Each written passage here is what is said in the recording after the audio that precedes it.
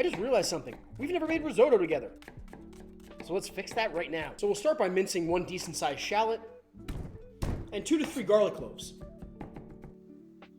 Then in a small saute pan, we're gonna place a tablespoon or 2 of butter, followed by 2 cups of frozen peas. I'll meet you over at the stove. We're gonna place this over low heat. We just wanna warm our peas in this butter. Then in a second pan over low to medium heat, we're gonna place a couple tablespoons of olive oil, followed by our rice. Traditionally, you would make risotto with arborio rice, but my grocery store didn't have any, so this is just regular old sushi rice. Really all we're after is a short grain rice, because short grain rice has a higher starch content. And that starch is what's gonna give our risotto the texture that we want. You just wanna let your rice toast a little bit in this olive oil. After a couple minutes, your rice is gonna turn paler in color, and the grains of rice are gonna sound a little bit harder, if that makes sense. Add your shallots and garlic. After about 30 to 45 seconds, this is a 1/4 cup of white wine.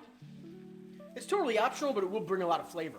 Once you cook your wine out and your pan is nice and dry, we're gonna start to add our chicken stock. This can be bone broth or vegetable stock, but you're just gonna add about a cup. Just let this cook. Our peas are now warm in this butter, so we're gonna put about half of them into a blender, followed by about a cup of heavy cream.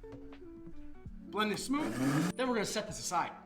Once your first cup of stock is almost all the way cooked out and your mixture looks like this, add about another cup of stock, then just repeat this process. Every time your stock cooks out, add more stock until your rice is fully cooked. It may take 4, 5, or 6 times, but it's really gonna depend on how hot you have your burner, but I can tell you it'll take about 15 to 20 minutes. And give this a taste. If your rice is not all the way fully cooked, but you still have a good amount of liquid left in there, you can turn the heat up a little bit to reduce that liquid out so your rice doesn't overcook. But once your rice is fully cooked and most of our liquid is all the way gone, you're gonna add a couple pinches of salt and a pinch of black pepper. Now we're gonna add in all of our pea puree, the rest of our whole peas, and you can see we're making a sweet pea risotto. But this method is the same whether you want to use bacon or thyme or rosemary, whatever kind of risotto you want to make. At this stage, we're pretty ready to go, but if your risotto is a little bit too tight, see how it glops, it's not too velvety? Add a splash of water or stock, and it's just enough to make it so pretty. But now we're gonna cut the heat, add a couple tablespoons of butter, and however much grated Parmesan cheese your little heart desires. Stir this just to melt our butter. This is also a great time for chive or parsley.